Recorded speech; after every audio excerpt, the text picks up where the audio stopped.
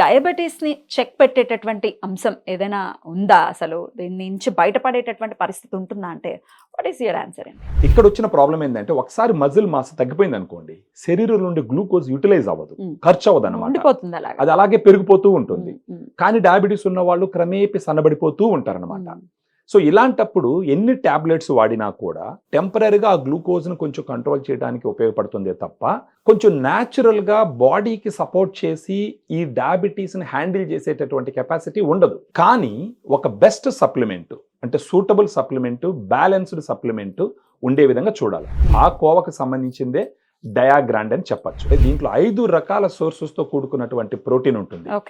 వే, casein, soya, దాంతో పాటు green P, brown rice. Green P అంటే పచ్చిబట్టన. సో 5 రకాల సోర్సెస్ నుంచి వచ్చిన ప్రోటీన్ వల్ల అడ్వాంటేజ్ ఏంటంటే లీన్ మజిల్ మాస్ పెరుగుతుంది.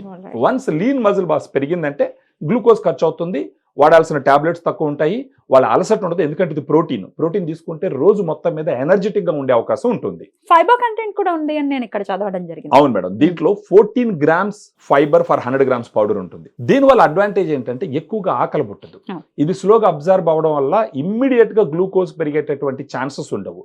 ఈ డైటరీ ఫైబర్ వల్ల ఏమవుతుందంటే ఆ రక్తనాళాలకి కొంత స్ట్రెంగ్త్ వస్తుంది, హార్ట్ హెల్త్ కూడా కొంచెం ఇంప్రూవ్ అవుతుంది.